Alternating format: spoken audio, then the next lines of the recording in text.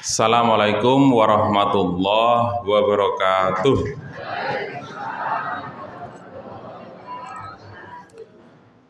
Alhamdulillahilladzi anzalal Qur'ana bilisanin Arabiyyin mubin.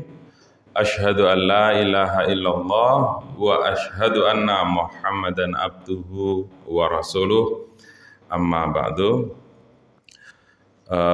Yang saya hormati Bapak Takmir Masjid, Pak Dr. Andes Haji Agus Isbandi, serta para jamaah Masjid Jabir bin Abdullah radhiyallahu anhu. Saya kira RA niku Ridho Alhamdi.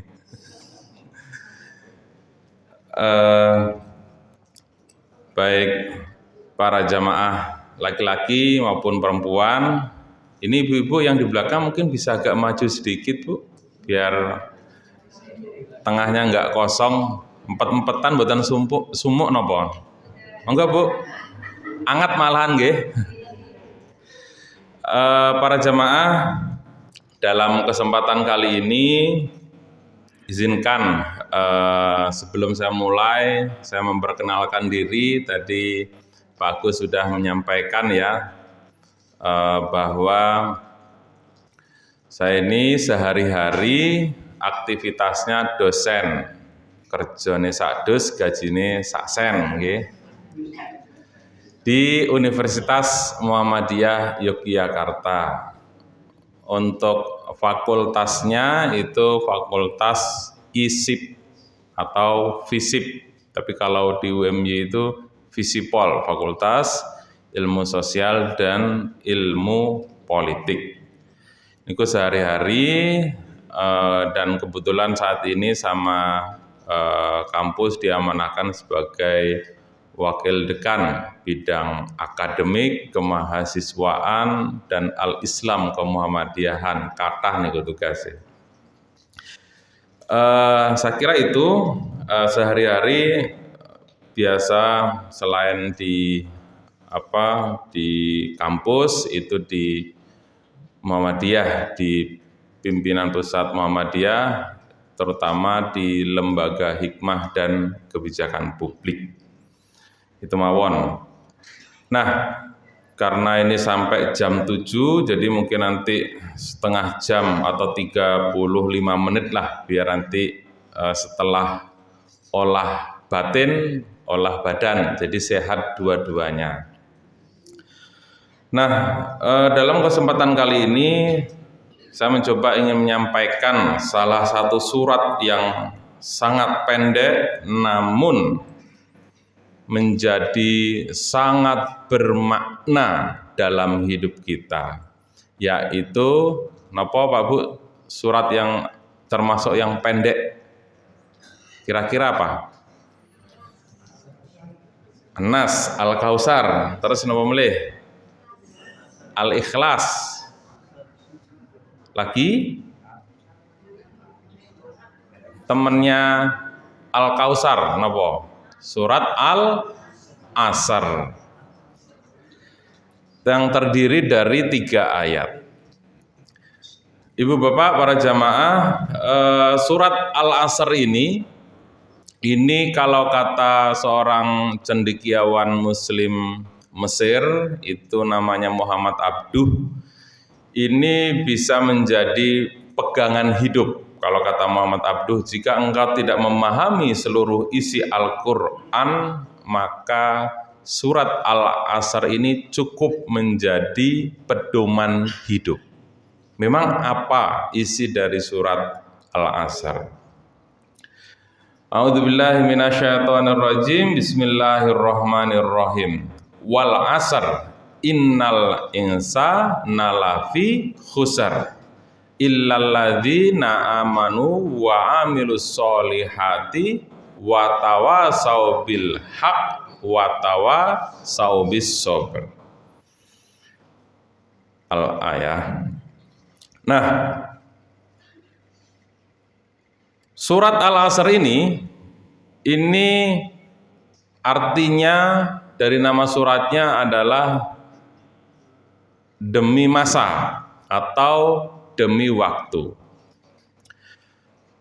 Bapak Ibu, surat ini jadi kalau dari asbabun nuzulnya, surat Al-Asr ini lahir ataupun muncul ketika masyarakat Arab pada waktu itu, kalau setelah sholat asar itu selalu bersendau gurau, bahkan bersendau guraunya itu bisa berujung pada ece-ecean gitu Pak.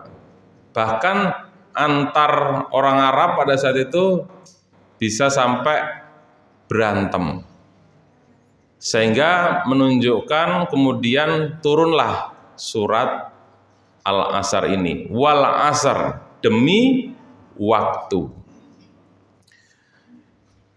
Dalam Al-Quran itu menunjukkan bahwa beberapa nama surat itu menunjukkan waktu. Dimulai dari surat Al-Fajr, wal fajr, demi waktu fajar.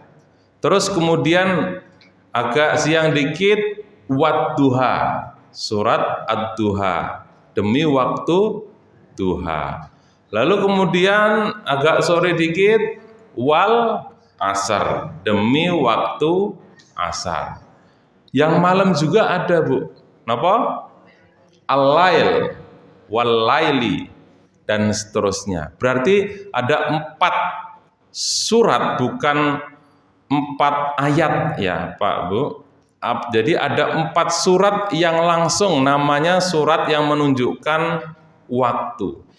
Ini menunjukkan bahwa waktu itu menjadi sangat penting. Jika manusia, kita muslim, berjanji, janji yang paling tinggi itu adalah wallahi, demi Allah. Itu kan janji yang paling, sumpah yang paling maha dahsyat gitu. Tapi kalau Allah memberikan janjinya justru turun. Dan janjinya itu menunjukkan bahwa apa yang disebutkan menjadi sangat penting dalam hidup kita. Dan salah satu yang sangat penting itu adalah persoalan waktu, wal asr. Bapak Ibu, nggak kerasa kita dalam hidup ini ya, tiba-tiba usianya nggak kerasa sudah 40 tahun. Kok rasa-rasanya baru kemarin lulus SMA nggih. Nggih mboten Bu, Pak. Kayaknya kok masih lulus S1 nggih, kok tiba-tiba sudah 40 tahun, badan sudah agak mulai pegel-pegel nggih. Rasanya tapi kok pengen kayak enom terus nggih. Nggih mboten Bu, Pak. Tiba-tiba kok ajeng mantu ngoten niku. Menjelang 50-an nopo 50-an awal, seksi alias 51. Nggih, kula sakniki mumpun seksi ngoten niku nggih, alias 51. Kok nggak kerasa 50 tahun, Pak? Kok kayaknya masih ngerasa baru lulus SMP, ketemu rencange yang sudah lama sekali.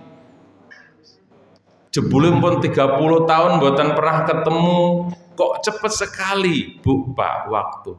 Itulah yang Allah peringatkan dalam Al-Quran. Nggak kerasa badan sudah pegel-pegel, boyoken 55 tahun, atau sudah di usia 60 tahun, tapi sih ngeyel, sih nopo sepak bola ngeyel nggih, terus napa melih, dan olahraga berat yang lainnya. Padahal sepertinya kita merasa masih muda, tetapi tubuh kita tidak pernah berbohong bahwa kita sudah menginjak usia 40 tahun lewat, 50 tahun lewat, bahkan 60 tahun. Artinya Ibu Bapak bahwa waktu itu begitu cepat sekali dalam hidup ini. nggak kerasa. Sepertinya anak saya kemarin masih kecil, kok sekarang dulu masih anak-anak, kok sekarang anak saya udah bisa bikin anak, pun saged napa gaweke cucu, nggih Pak. Itulah anak tetap anak nggih, walaupun sampun punya anak ya tetap bocah nggih, bocah sama orang tuanya. Karena taunya orang tua ya anaknya masih waktu kecil Pak nggih. Masih umbelen dan seterusnya. Itulah Allah menekankan betapa waktu itu sangat luar biasa. Ya, makanya selain ayat ini turun asbabun nuzulnya ketika waktu asar sama bangsa Arab pada saat itu ya selalu menjadi waktu yang santai karena habis pulang kerja ya dan seterusnya, tapi ini juga bisa bermakna demi waktu, demi masa. Kita nggak kerasa hidup napa mampir ngombe nggih. Karena ternyata hidup itu sebentar Pak nggih. Karena waktu itu begitu, apalagi kalau kita senang, remen dalam hidup, apalagi pengantin anyar ngoten niku, wah senengnya kok, tapi waktunya cepat sekali, pengennya jadi manten anyar terus. Itulah Bapak Ibu waktu. Tetapi dalam waktu ya yang luar biasa cepat ini, teknologi itu menjadi sangat membantu sekali dalam hidup. Ya. Artinya Bapak Ibu, manusia dalam hidup itu adalah khairun nas anfa'uhum linnas. Sebaik-baik manusia adalah manusia yang bermanfaat bagi manusia yang lain. Dan ketika kita bicara tentang orang yang bermanfaat bagi manusia yang lain itu ketika kita dalam hidup mampu membuat hidup kita memanfaatkan waktu sebaik mungkin. Jadi orang yang bermanfaat dalam hidup itu adalah ketika seseorang mampu mendayagunakan waktu, mampu memanfaatkan waktu seefektif mungkin. Dulu sebelum Indonesia merdeka, kalau mau berangkat haji berapa lama Bu kira-kira? Pak, Bu? Bisa 45 hari nggih. Infonya dari Jogja, terus nak pakai kapalnya mungkin ke Semarang, atau kalau mau lewat darat bisa ke Tanjung Priok. Terus kemana dulu Pak? Ke Aceh nggih. Makanya Aceh itu disebut Serambi Mekah, karena perjalanan menuju Mekah melalui Aceh nggih. Terus belum lagi perjalanan di laut. Makanya kalau orang dulu itu kalau sudah perjalanan haji itu harus diikhlaskan, karena bisa jadi terjadi kecelakaan di tengah jalan atau kesehatan sehingga memakan waktu 45 hari. Itu perjalanannya mawon Pak Bu. Belum di sananya, belum kemudian kalau pengen berlama-lama itu bisa 6 bulan mungkin nggih. Tapi sekarang haji ada yang bahkan ONH plus nggih, cuman beberapa hari perjalanan dari Jakarta, dari ibu kota ke Saudi hanya 7-8 jam nggih. Dulu saya dari Jogja ke Amsterdam karena S3 saya dulu di Jerman itu 13 jam di atas pesawat. Kemeng juga Bu Pak, di atas pesawat 3 jam ngopo arep olahraga yang mboten saged. Tapi begitu cepatnya perjalanan dari Jakarta menuju Tanah Suci yang dulu berbulan-bulan belum pakai mabuk dan segala macam. Begitu cepat waktu.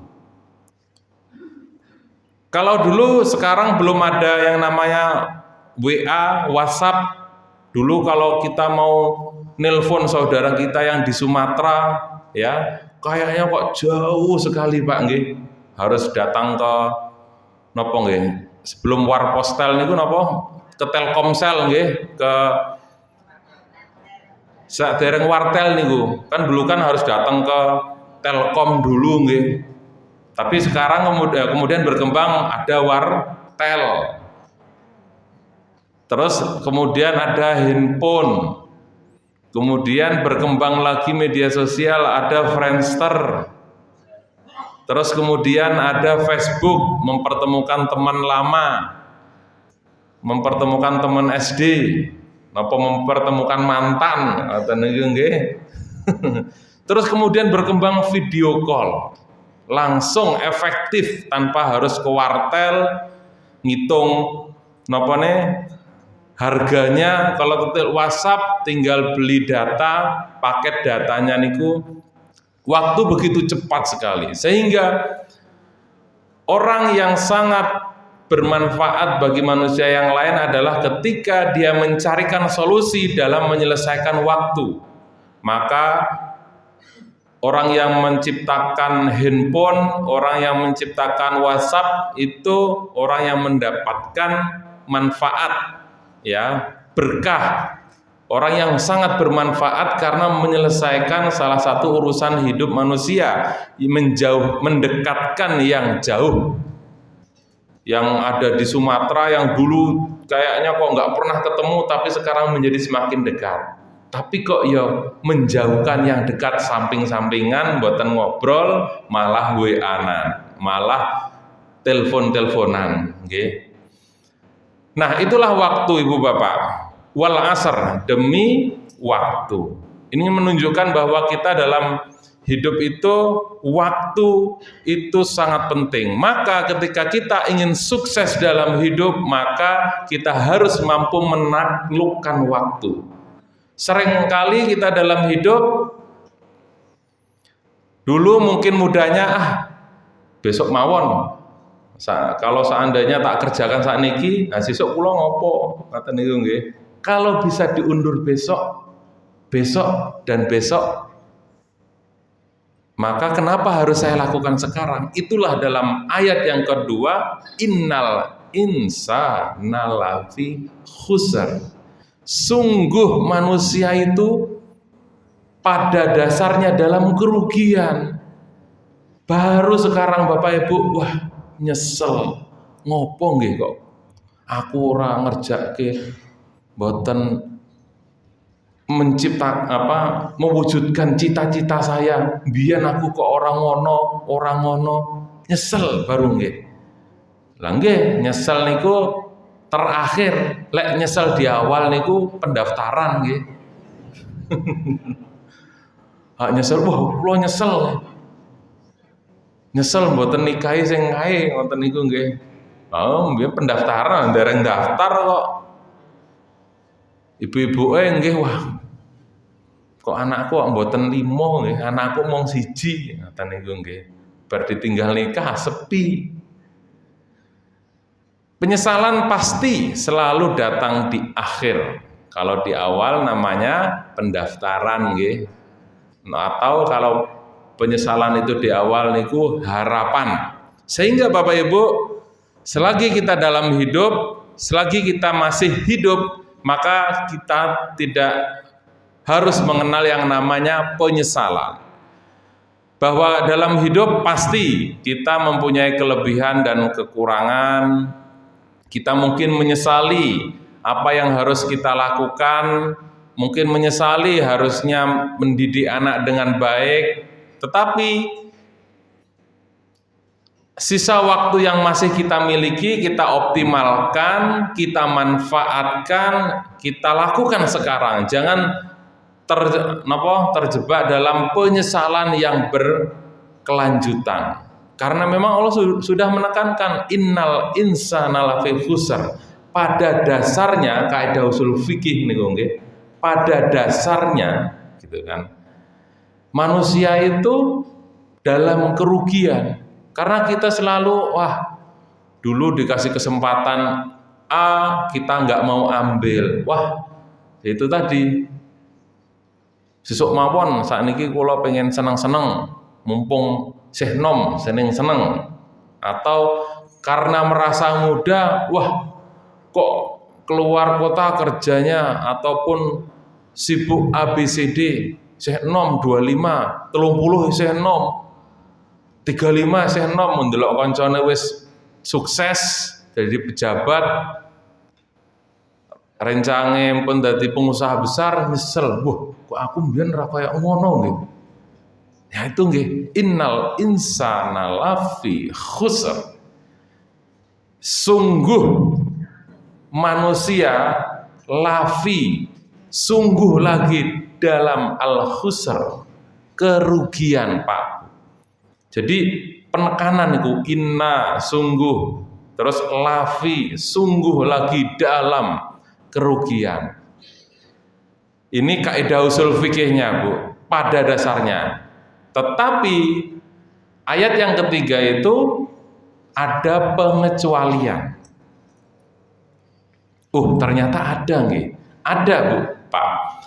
Jadi ada 4 golongan dalam surat Al-Asr, terutama di ayat yang ketiga, yang tidak termasuk orang-orang yang merugi dalam hidupnya. Ini tadi kata Muhammad Abduh, ini kalau Bapak Ibu nggak paham isi Al-Quran, cuman hafal surat Al-Fatihah dan Al-Ikhlas mawon, tambah setunggal melih surat Al-Asr dan dipahami sepaham-pahamnya tentang surat Al-Asr ini. Bahwa bagaimana meningkatkan kualitas hidup, maka kita harus mengefektifkan waktu. Harus bisa memanfaatkan waktu.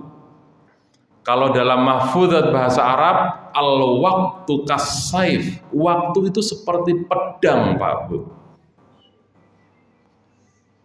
Kalau Bapak Ibu bisa menaklukkannya, Bapak Ibu hebat. Tapi kalau Bapak Ibu tidak menaklukkan waktu, maka Bapak Ibu dipotong oleh pedang. Maka kalau orang Barat, waktu itu adalah uang. Time is money. Waktu adalah uang. Karena setiap detik waktu itu akan menghasilkan yang namanya, kata Tuan Krab kalau SpongeBob, uang dan uang, kan gitu nggih. Kalau yang senang nonton SpongeBob dulu nggih, hidup adalah uang dan uang, kan gitu nggih. Itu kan sebenarnya kritikan dalam kehidupan kita gitu. Ada yang kayak Tuan Krab, ada yang kayak SpongeBob setia ya agak-agak lelet, atau ada orang yang seperti Patrick bodoh-bodoh tapi yo setia, ngoten niku nggih film SpongeBob niku. Nah, siapakah 4 golongan yang tidak termasuk orang-orang yang merugi tersebut? Ya, al-waqtu kas-saif, waktu itu seperti pedang. Maka kalau Bapak Ibu bisa memanfaatkan pedang ini, waktu ini, Bapak Ibu akan sukses. Bapak Ibu akan hebat. Maka ya Samsung niku saking pundi? Dari Korea nggih. Maka sekarang perusahaan teknologi yang merajai di Indonesia adalah Samsung. HP. Dulu Nokia sombong nggih. Wah, hebat ini, saya pasti akan merajai teknologi Indonesia. Tapi karena dia tidak mampu mengalami perubahan, Nokia kan tahun-tahun 2000-an awal niku kan sangat merajai panggih Nokia. HP ini Nokia niku pun keren, pun paling sugih. Tapi karena dia tidak mau memanfaatkan waktu, maka dia dikalahkan perlahan-lahan oleh Samsung. Sekarang apapun Samsung. Nah, siapakah 4 golongan yang tidak termasuk orang-orang yang merugi? Yang pertama, illalladzina amanu, kecuali tadi adalah orang-orang yang beriman.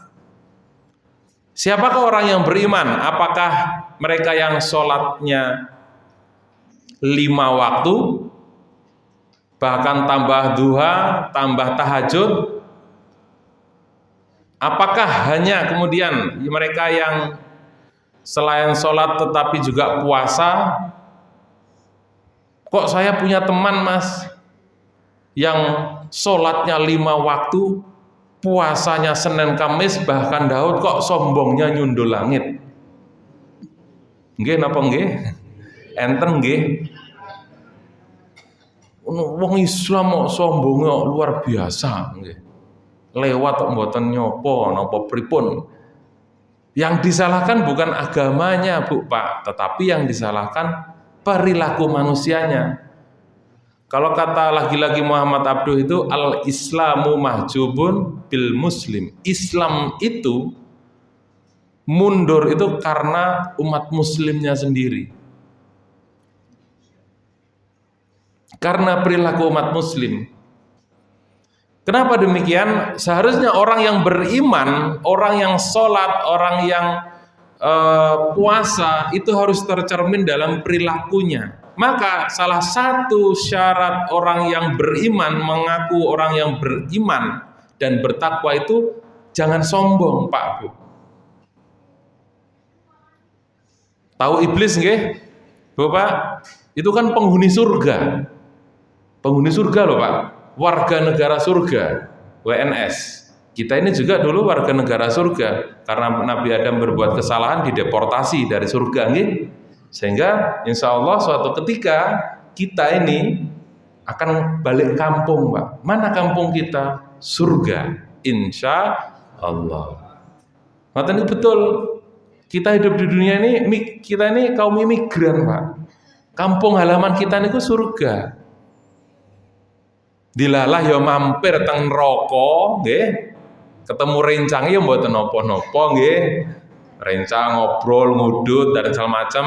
Tapi teng neraka pun cekap kula wangsul nggih. Teng kampung halaman kula napa? Surga. Karena Nabi Adam kan asalnya dari surga.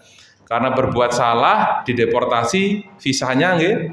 Paspornya pun stempel tak buang. Tak balikkan, tak lempar ke bumi. Maka insya Allah kita akan kembali ke kampung halaman kita, yaitu surga Jannatun Naim. Maka karena iblis itu sombong, Bapak Ibu, dia sama Allah dilempar, dideportasi juga dari surga.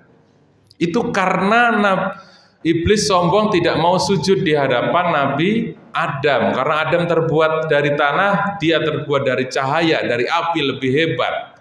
Lah kita belum pernah menjadi penduduk surga. BPJS enggak jamin Bapak Ibu masuk surga. Enggak ada asuransi di dunia ini yang menjamin kita masuk surga. Kok ya dilalah sombongnya, kok melebihi sombongnya iblis. Maka Bapak Ibu, ciri orang yang beriman itu tidak sombong. Dia kalau di atas gunung menganggap orang yang di bawah gunung itu kecil, dia merasa hebat. Dia lupa Bapak bahwa orang yang di bawah melihat dia di atas itu juga kecil. Kok ya sombongnya, songongnya ini kok nyundul langit tadi itu Bapak. Maka ciri orang yang beriman selain bahwa dia melaksanakan kewajiban sholat, puasa, zakat, ke Mekah 7 kali bolak-balik, visa stempelnya isinya ke Mekah terus. Tapi kalau sombongnya nyundul langit, nauzubillah min dzalik, tidak akan pernah ya. Ataupun dia akan lama dulu mampir di nerakanya karena sombongnya. Jangankan kita, iblis itu salah satu makhluk Allah loh, penghuni surga loh. Cuman sekarang aja namanya jadi buruk nggih. Karena nggak mau taat. Yang lainnya taat, nggih. Ya itu karena sombongnya luar biasa. Maka kita dalam hidup Bapak Ibu, karena hidup hanya mampir ngombe. Apa yang mau Bapak Ibu sombongkan? Orang kita lahir tanpa busana, nggih. Ketemu bojone ya tanpa busana, nggih. Apa sehanten sing isin-isin nggih. Nanti wafat pun tanpa busana. Kok sombongnya seolah-olah yang punya langit dan surga. Kok yang punya segala-galanya, punya mobil, punya rumah tingkat 10, punya kos-kosan 20, kayak pripun niku kalau punya rumah 10 setiap malam sejam-sejam turunnya malah mboten penak nggih. Punya jam 100 sehari pakai 10 kali malah kemeng iso karatan. Nggih. Duit-duit 10 M malah bingung ngentekke stroke, ngoten niku. Jadi hidup itu dilakukan secara biasa-biasa saja. Kaya insya Allah pasti, tetapi pola hidupnya sederhana itu menjadi pilihan. Bahwa tentu al-muslimul qawiyyu ahabbu minallah ilallah minal muslimud dhaif. Jadi orang muslim yang kuat itu lebih dicintai oleh Allah. Maka Allah pun menyuruh kita untuk menjadi kaya, Bu, Pak. Tetapi bukan kemudian kaya itu kita menjadi sombong, tetapi sombong itu belum tentu hanya karena harta. Orang taat pada Allah menganggap dirinya paling muslim, paling soleh, itu juga bisa sombong loh, Bu, Pak. Menganggap yang lain nggak lebih soleh dari saya. Maka sombong tidak harus karena harta, Bu, Pak. Kalau sombong karena harta, oh, nggih normal nggih paling. Kalau jalan nggak nempel tanah, wah medeni nggih, nggih. Rumahnya tegelan semua, keramik semua, naik mobil, nyampe di kantor nggak nempel tanah nggih. Medeni, makanya hati-hati kalau nggak nempel tanah itu lupa daratan. Termasuk pemimpin kita ini. Kalau jadi pemimpin terlalu lama, hati-hati, Pak, Bu. Kekuasaan itu melenakan, Bu. Orang kadang lupa daratan, lupa tanah, lupa ngambung, lemah. Sehingga dia lupa bahwa hidup ini hanya sementara. Para pemimpin kita ini begitu, nggih. Maka kalau dalam bahasa yang agak ilmiah, Pak Agus, bahasa Inggris, power tends to corrupt, absolute power corrupt absolutely. Kekuasaan itu cenderung merusak, dan kekuasaan yang absolut akan merusak secara absolut. Itu kata Profesor Lord Acton dari Inggris. Memang kekuasaan itu kalau orang nggak ingat, nggak beriman, dia melenakan, Pak, Bu. Maka kalau mau karakter seseorang, berilah dia kekuasaan. Maka akan tahu seberapa berimannya seseorang. Orang sholat 5 waktu, tahajud, duha, puasa, bahkan hafiz Quran bisa terjebak korupsi karena kekuasaan. Gitu nggih. Maka orang yang beriman itu tidak hanya diukur dari seberapa hebat sholatnya, Allahu Akbar, wah khusyuk. Tapi kalau korupsi juga khusyuk, apa bedanya, Pak, Bu?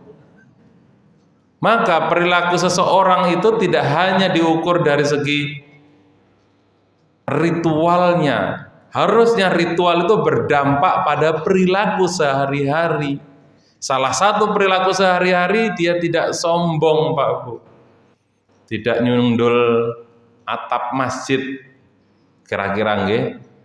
Tapi mbok ya hidup biasa-biasa saja seperti falsafah padi. Niki bisa 2 jam. Tapi karena udah 48, bentar lagi nggih. Itu yang pertama, illal ladzina amanu. Maka Bapak Ibu, kita dalam hidup mbok yang biasa-biasa saja. Kalau diberikan rezeki kepada Allah, itu kita laksanakan, kita tunaikan, bahwa dalam rezeki kita ada hak yang lain. Jangan lupa, itu Allah sedang menguji kita. Kalau dikasih duit sebulan gaji 10 juta, masuk ke dalam kotak 10.000 niku abot nopo enten. Kok 10.000, 100.000 yang gambarnya Soekarno Hatta. Enteng apa mboten? Wah, kok abot, sing biru riyen. Wah, kok abot. Lah pripun? Wah, ini kan hasil jerih perih saya, Mas. Nah, nggih, itu sedang diuji, Bu, Pak. Maka itu bagian dari cara kita beriman kepada Allah. Ya, apakah untuk masjid, untuk tetangganya, bahkan untuk teman-teman sekitar, mentraktir atau ngasih makanan ke tetangga, itu juga bagian cara kita mensyukuri hidup ini. Apa Bapak Ibu, setiap makanan yang kita beri untuk saudara kita, untuk tetangga kita itu sangat-sangat bermanfaat. Apalagi kalau makanan yang kita berikan itu terbaik, bergizi, membuat tetangganya, temannya itu menjadi sehat, menjadi cerdas, itu berarti bagian dari amal soleh, itu berupa makanan. Jadi jangan pernah yang namanya merasa menyesal memberi makanan yang enak. Kalau bisa, kisah panganan enak, ngomah mawon, sing mboten agak kurang enak tanggane. Harusnya sama-sama. Apa yang kita makan paling enak kita berikan. Intan syurullah yansurkum, ya, la in syakartum la azidannakum. Kalau kita bersyukur, wah iki hambaku yang satu ini kok apik men kalih tanggane, akan dikasih Bu. Matematikanya Allah itu enggak matematikanya manusia. Kalau matematikanya manusia 5 tambah 5 itu 10. Kalau matematikanya manusia 10 dikurangi 5 itu 5. Tapi kalau matematikanya Allah 10 dikurangi 5 bisa jadi 50 Pak. Yakin mawon. Yakin itu matematika paling tinggi. Bahwa insya Allah kita memberi. Ini ada cerita yang lain ya. Bagaimana sahabat Rasul ya, seorang pengusaha, Abdurrahman bin Auf, teringat ya Bapak Ibu, singkat cerita karena sudah 51 nggih. Ini baru satu ciri Bu Pak ya. Abdurrahman bin Auf ini Bu, manusia yang paling kaya pada zaman Rasul, pengusaha sukses. Rasul pernah bersabda yang diketahui oleh Abdurrahman bin Auf melalui Aisyah, Rasul mengatakan manusia yang paling terakhir dan jalannya merangkak ke surga itu Abdurrahman bin Auf. Karena apa? Karena dia kaya sekali Bu Pak. Maka suatu ketika Abdurrahman bin Auf itu tahu Rasul bersabda, maka cita-citanya satu Bu Pak, mau jadi orang yang paling miskin. Biar dia nggak kena sabdanya Rasul, masuk surga cita-citanya. Lalu suatu ketika saya lupa nama perangnya, suatu ketika Rasul dan para sahabat perang ke medan perang, ya berangkat, para sahabat di Madinah pada saat itu berangkat semua. Lama meninggalkan Madinah, ketika Madinah panen kurma, nggak pulang, hingga sampai akhirnya para sahabat pulang dari perang itu gagal panen atau sudah busuk di pohon-pohon kurmanya. Wah, melihat kesempatan itu, Abdurrahman bin Auf yang kayanya tadi juga nyundul langit, punya cita-cita, ini kesempatan saya jadi orang miskin. Kenapa? Ngomong sama semua warga Madinah, wahai Bapak Ibu, yang punya kurma busuk saya beli dengan harga normal. Wah, senang semua kan warga Madinah. Hore, Abdurrahman bin Auf mau beli kurma kita. Dibelilah semua, dikirim ke rumahnya Abdurrahman bin Auf. Alhamdulillah, kata Abdurrahman, saya jadi orang miskin. Tiba-tiba ada utusan dari kerajaan Yaman, di mana Yaman pada saat itu kena wabah penyakit. Kata utusan kerajaan Yaman, kami keliling kota Madinah mau mencari kurma. Wah, nggak ada, busuk semua. Itu yang kami cari. Karena kata tabib di Yaman, satu-satunya obat untuk mengobati wabah ini adalah kurma busuk. Oh, kalau begitu yang punya cuma Abdurrahman bin Auf. Datanglah utusan kerajaan Yaman ke Abdurrahman bin Auf. Wahai Abdurrahman, kami mau mencari kurma. Wah, di sini nggak ada kurma, semuanya busuk. Itu yang kami cari. Kami beli 10 kali lipat dari harga normal. Kata Abdurrahman, karena mungkin Abdurrahman wong ngapak, wah gagal maning ninyong dadi wong melarat. Itu kisah nyata Bu dari sahabat Rasul bernama Abdurrahman bin Auf, pengusaha besar, cita-citanya jadi orang miskin. Ketika hanya berselang beberapa hari menikmati jadi orang miskin, Kok ndilalah inyong gagal maningson dadi wong miskin. Kerajaan Yaman membeli 10 kali lipat. Sehingga ketika ketemu orang lihat wajahnya miskin, dia bantu. Ketika ini wajah ngutang-ngutang ini saya kasih bantu semua, nggih. Wajah ngutang Pak, nggih saya kasih. Nggak pernah bisa miskin hidupnya. Maka inilah Bapak Ibu ciri dari orang yang beriman.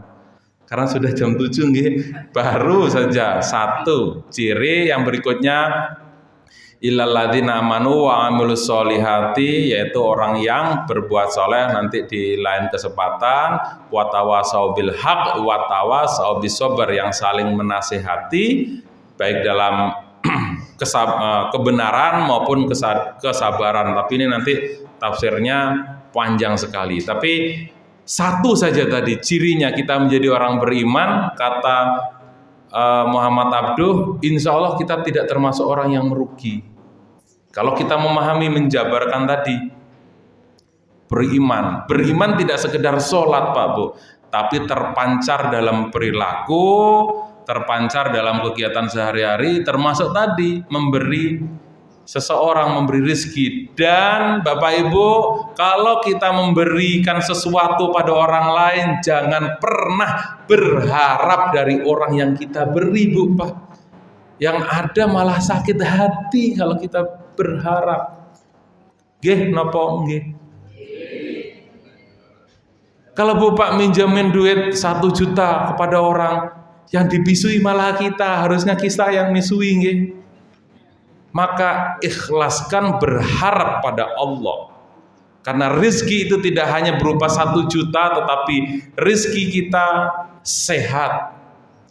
Rizki punya mantu yang soleh atau solehah, punya mantu sing ayu. Bapak mertua napa ndelok ya remen, ngoten niku nggih. Wah, mantuku ayu tenan. Soleh mantunya, itu juga rezeki loh Pak Bu.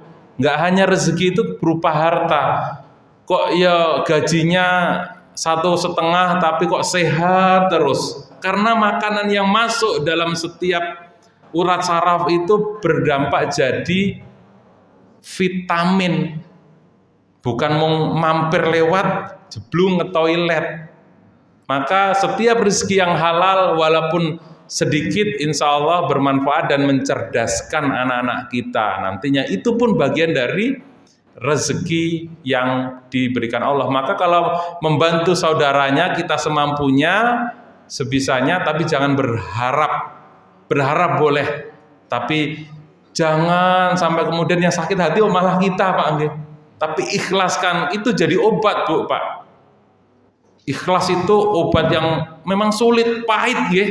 Yang pahit belum tentu menyakitkan Bu Pak. Yang pahit itu bisa jadi obat. Maka membantu saudaranya 1 juta, bismillah, insya Allah rezeki itu dari yang lain. Gusti Allah mboten sare. Kok kita khawatir, kok kita takut, berarti kita nggak beriman. Kalau orang beriman tuh nggak pernah takut Pak rezeki. Dari mana? Bismillah 1 juta, pun nggih mungkin bulan depan maam nopo. Nah, kita masih punya Allah kok, Allah Ar-Rahman Ar-Rahim, mau kita takut. Gimana orang beriman ini, beriman apa mboten? Kalau kita beriman nggak usah khawatir takut. Makaten, matur suwun, mohon maaf jika ada kurangnya. 582 menit hampir jam 7. Nasrun minallah wa fatun qarib. Nasrun minallah wa fatun qarib. Assalamualaikum warahmatullahi wabarakatuh.